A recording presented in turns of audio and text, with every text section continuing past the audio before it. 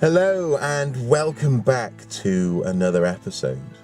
Now, today's episode is one which I didn't really know I wanted to do until I saw an episode put up this weekend by the Happy Console Gamer about his best game night ever. Him and Rob had this amazing night which wasn't planned. You can't manufacture these things.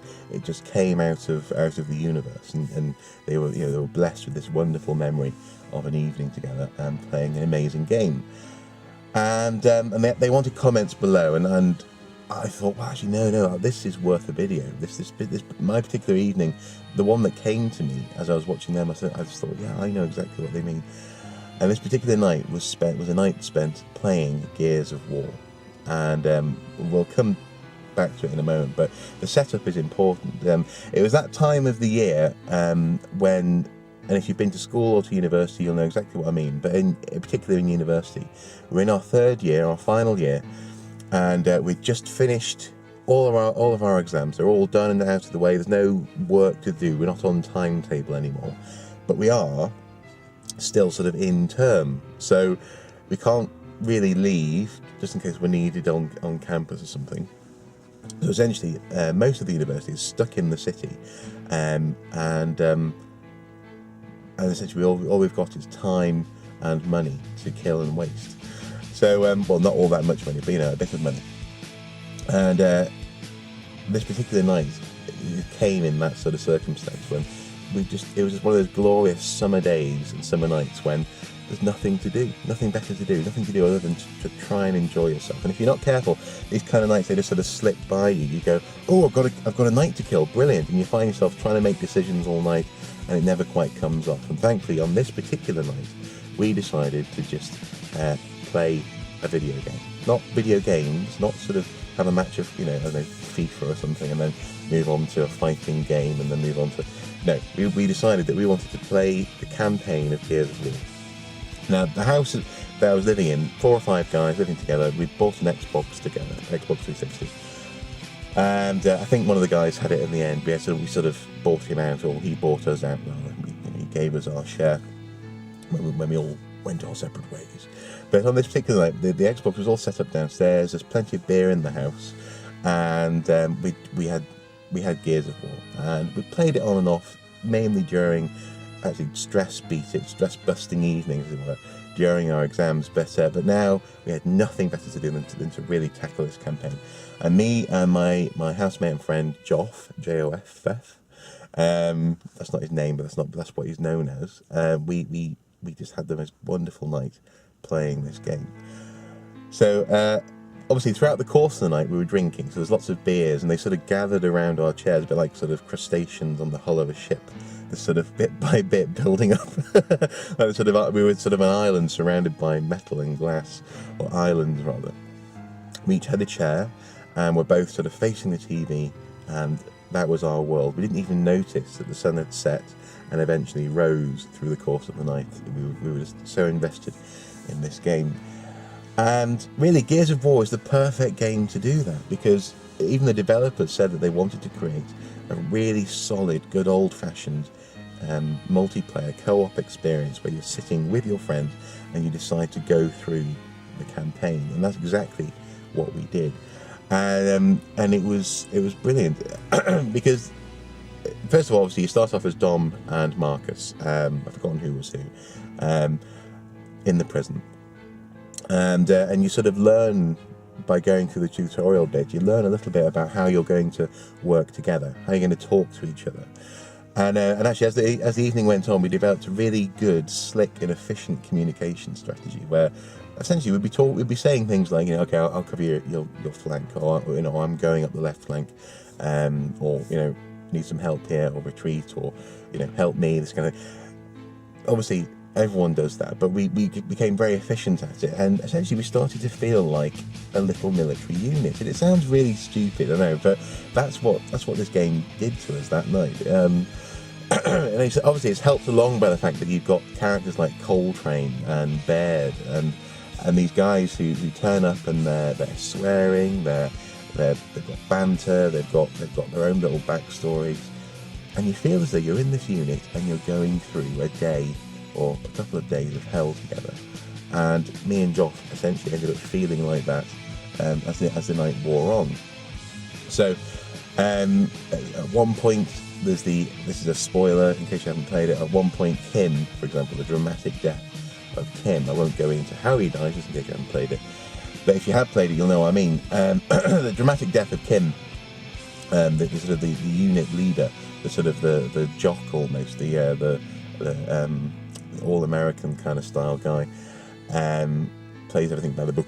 That was quite a shock. We were surprised to see that, because if anyone was going to get shot, it was going to be, well, obviously you got Carmine, but I think he'd already been shot by then. His death, and then how the unit had to deal with it and move on. Again, it felt like a punch in the stomach. Yeah. Oh man, what are we going to do now? But you haven't got any time to worry about it. Next thing you know, you're fighting this massive, terrifying, blind thing that hunts you by sound, and you got to use the hammer of dawn on them, the laser from the sky, and it was just kept on ramping up and up and up, and most of these sections we hadn't played before, because we'd just been doing it piecemeal. So we felt as though we were discovering this together, we were fighting through these levels together, we were surviving together, and of course we saw game over screens or you were killed screens all the time. The classic, the noise that happens, and then the logo comes up on the screen. You're like, damn it, and you have another sip of beer, you get back into the fight, and that's exactly what we did. And we found ourselves fighting systematically and really, really well together all the way. I think we were playing on hardcore as well, actually. So not necessarily. I think it's not the most difficult setting on the game. Well, it might be, but we weren't playing the easier settings or normal.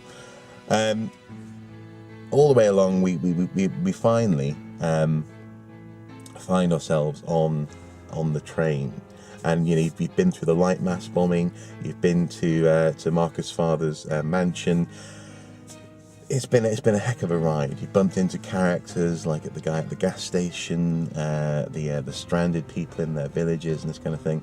The Lambent, my God, the Lambent, they were terrifying. You've been through the bowels of the factory, and the emulsion caverns, and you find yourself on this train, and there is the son of a bitch. There's Rahm, General Rahm, and also the Krill. What happened to the Krill in the Gears of War series? Because they weren't in number 2 or 3. Maybe they were in Judgment. I haven't played that one yet.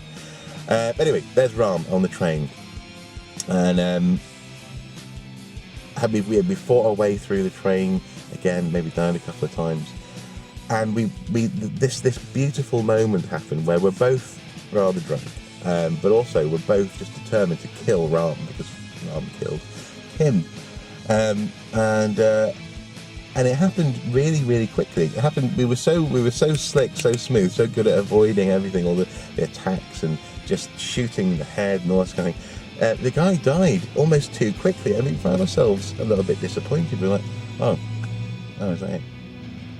Wow. So then we played a little bit more of the beginning of the game again, and we looked up, having done a little bit more of the campaign. Looked up, and suddenly it was 4 in the morning, 5 in the morning. The sun was coming up, and a new day was ahead of us. But because we had nothing to do, we were off timetable, we could just go to bed. We just went to bed. So we were absolutely slaughtered in terms of alcohol. We were really, really, really, really drunk. But also we felt as though we were sort of walking off into the sunset. We sort of did a bit of a bro hug, and then went our separate ways to our bedrooms.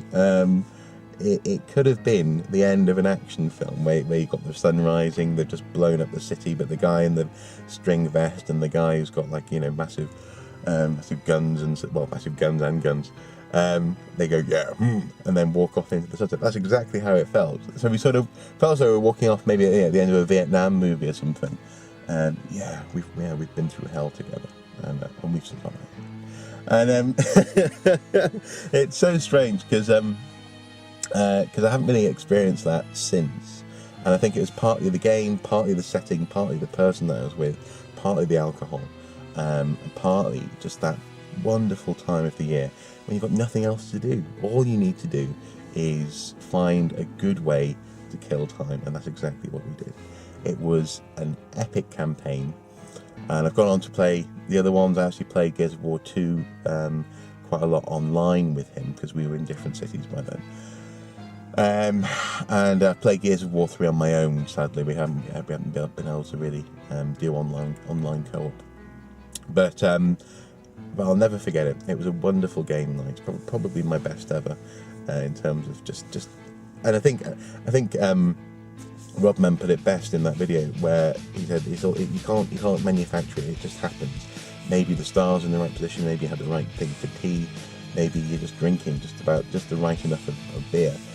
But it was just a wonderful night, just brilliant. And it sounds a little bit as I'm going a bit sort of. It sounds almost like it's romantic, doesn't it?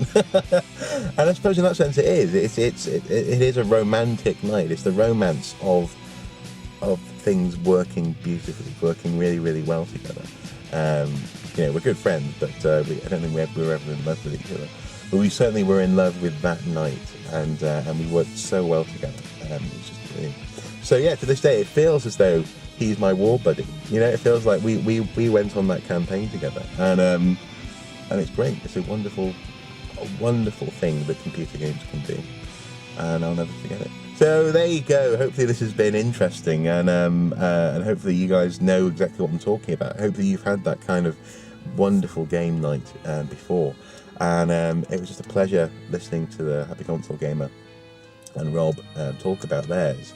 And I thought, no, I need to get my one down on video because these nights are rare and they're wonderful. Please let me know if you've had a similar night. Please do feel free to comment below, or heck, do a video response. I know YouTube doesn't do technically video responses anymore, but just put the link in the comments and I'll watch it. There you go, yeah. Anyway, as ever, until next time, do take care. Bye-bye.